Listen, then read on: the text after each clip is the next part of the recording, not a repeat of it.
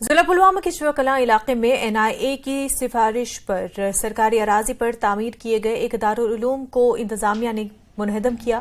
چوہ کلاں علاقے میں اس دارالعلوم میں مارچ 2022 میں سیکیورٹی فورسز نے ایک انکاؤنٹر کے دوران 2 دہشت گردوں کو ہلاک کیا تھا۔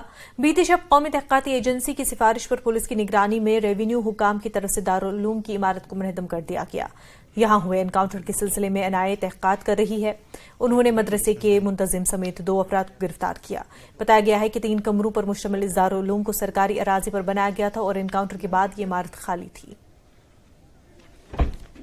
آج یہاں پر دیکھا گیا ہے کہ جو یہ دارالعلوم تھا سرکاری اراضی پر تھا اور ریونیو آفیشلز اور پولیس نے مل کر اس عمارت کو یہاں پر ڈیمالش کیا ہے، اور اس کے بعد جو پہلے ہی یہ NIA اس پہ تحقیقات کر رہی تھی، کیونکہ 2022 میں جو یہاں انکاؤنٹر ہوا اس میں 2 ملیٹنٹ، ایک مقامی اور ایک فارن ملیٹنٹ اس میں مارا گیا تھا، تو اس کے بعد NIA اس کی تحقیقات کر رہی تھی اور اس کو پایا گیا کہ جو ملیٹنسی کے ایکٹیویٹیز کارروائیوں میں اس دارالعلوم کو پایا گیا ہے اور اس کے بعد سیل بھی کیا گیا تھا۔ تو آج یہاں پر دیکھا گیا کہ جو انتظامیہ کی کارروائی ہے، جو پولیس کی کارروائی ہے، جو عمارت ہے اس کو ڈیمالش کیا گیا ہے پوری طرح، کیونکہ یہ سرکاری اراضی پہ بنا تھا، تو اس حوالے سے یہ عمارت جو ہے آج ڈیمالش کی گئی تھی۔ ابھی تک یہاں کوئی تعلیم حاصل نہیں کرتا تھا، کیونکہ پہلے ہی یہ سیل تھا یہ دارالعلوم، تو آج اس میں یہ کارروائی ابھی کی گئی ہے اور NIA جو اس سلسلے میں جو تحقیقات ہے